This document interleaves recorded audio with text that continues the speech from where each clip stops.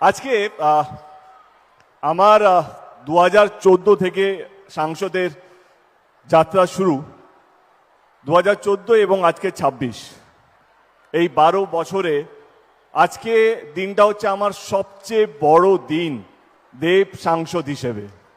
কারণ আজকে দিদি যেই কাজটা করলেন বা যেই উদ্বোধনটা করলেন, শুধু একটা উদ্বোধন নয়, একটা শিলান্যাস নয়, এটা ঘাটাল লোকসভা কেন্দ্রের মানুষের দীর্ঘদিনের লড়াই, দীর্ঘদিনের স্বপ্নকে এমন একজন মুখ্যমন্ত্রী আসবে, এমন একজন সরকার আসবে, সে কেন্দ্র থেকে আসুক বা রাজ্য থেকে আসুক, তাদের এই কষ্টটা বুঝবে, তাদের এই যন্ত্রণাটা বুঝবে। যখনই বৃষ্টি আসে তখন দিনের পর দিন গ্রামগুলো জলের তলায় থাকে, ধানের চাষগুলো জলের তলায় চলে যায়, কত পশু পাখি, কতগুলো যান চলে যায়, কতগুলো মানুষ মারা যায়, সেটা আমি গত 12 বছর ধরে নিজের চোখে দেখেছি।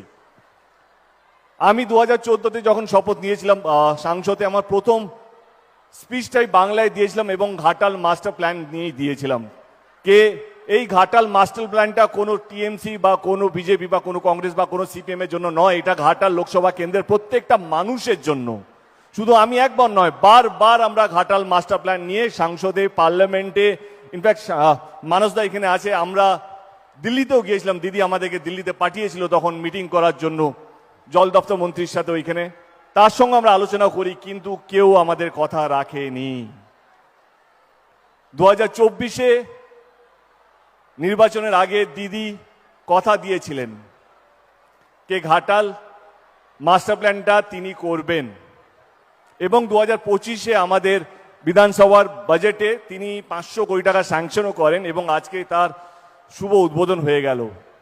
আমি নিজের তরফ থেকে নয়, আমি ঘাটাল লোকসভা কেন্দ্রের প্রত্যেকটা মানুষের পক্ষ থেকে, সে টিএমসি করুক, সিপিএম করুক, কংগ্রেস করুক, বিজেপি করুক, তাদের প্রত্যেকের পক্ষ থেকে আমি দিদিকে হাত জোর করে ধন্যবাদ জানাতে চাইছি। দিদি, এইটা যে কত বড় কাজ হলো, এটা যে কত বড়